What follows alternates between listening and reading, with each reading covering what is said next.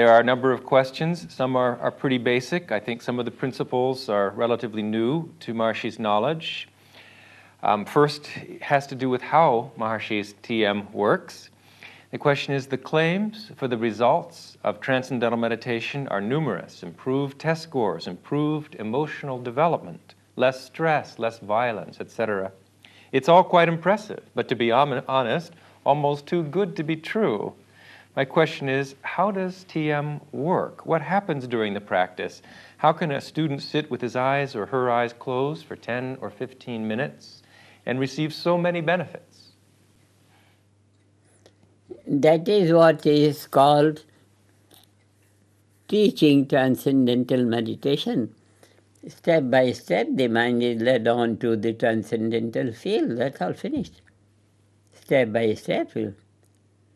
It must be too good to be true, because in the world of chaos, in the world of destruction, the talk of saving life, it's like the talk of light in the utter darkness. The talk of light in the utter darkness, that's what I was emphasizing. It will never satisfy anyone. Experience alone will do it. Experience alone will do it, and there are a few thousand teachers of Transcendental Meditation. More are being trained. All the time, more teachers are being trained. And the whole process is very simple. How it works? It works in the same way for the mind as the slope of a mountain works for a stream of water. You put a bucket full water in the slope, it just trickles down. How it trickles down? By its own gravity, by its own nature. Another example is, you are seeing something, and suddenly someone comes with a beautiful rose. Suddenly you are attracted to it. Why you are attracted to it? Because it gives greater happiness. Mind always flows to a field of greater happiness. Transcendental field experience is bliss.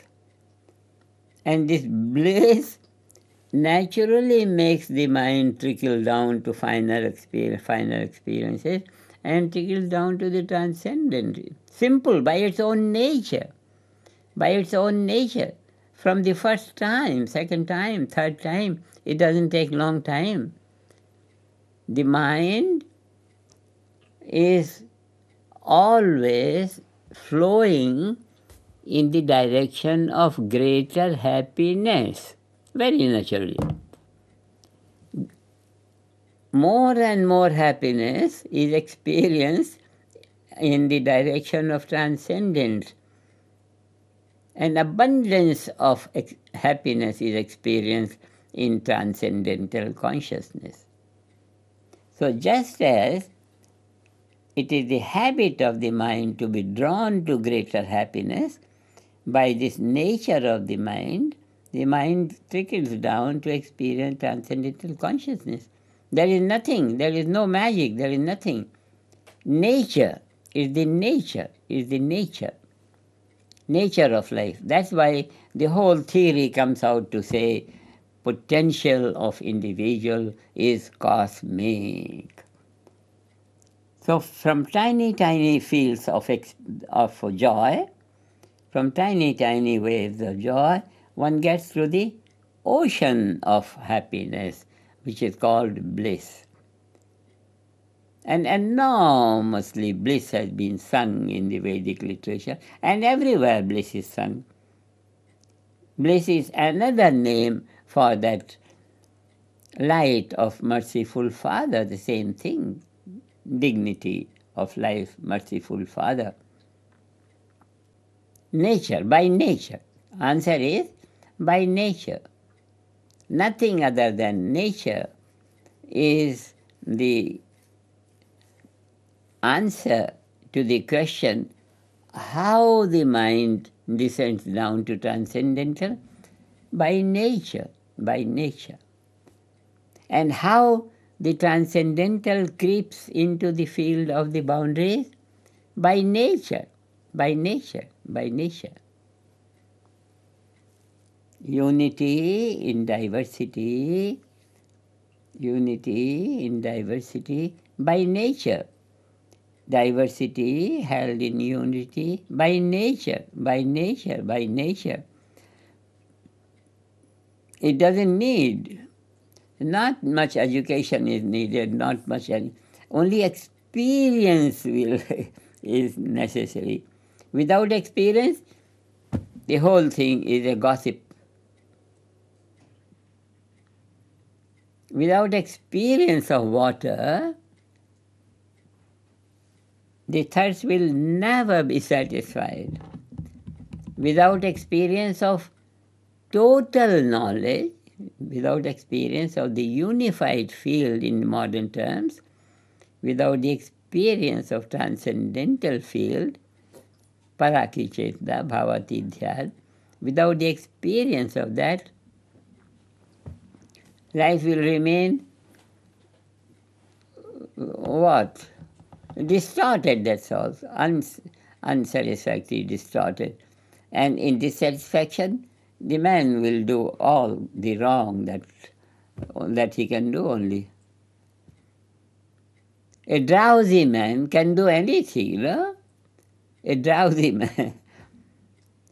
That is why the society lets a man sleep properly. After sleep only, one begins to talk to him. One doesn't talk to him when he is sleeping. Because whatever he will say, we say he is talking in dream.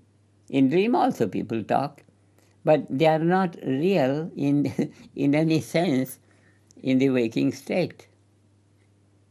So this gives us different states of consciousness. So waking, dreaming, sleeping, transcendental consciousness is also a state of consciousness, as sleeping, dreaming, waking is. Furthermore, cosmic consciousness is a different quality of consciousness. Furthermore, God consciousness, a different quality of consciousness. Furthermore, unity consciousness, Brahman consciousness, totality. It's a different states of consciousness. This is very necessary for every teaching institution. And this is very necessary for the parents to see that they send their children to that teaching institution where they will be led on to develop all the 7 states of consciousness.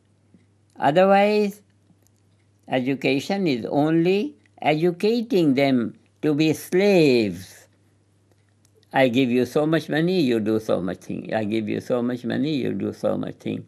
And if education is only employment-oriented, it is crucifying life simply.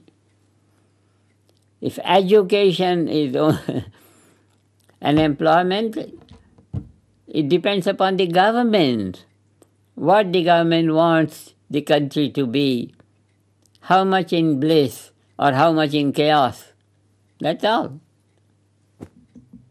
But every government is told week after week that there is a chance for them to be kind on their population and give the bliss of life to every individual. If they don't do it, they will be charged for doing injustice to the people.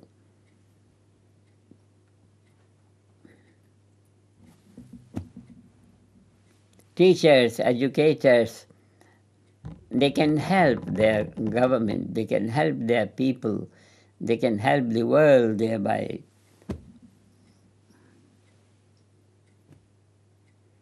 The knowledge is there, use it. And use it or not is your thing. It's all there for you. It's for you to decide whether you want your children to be fully enlightened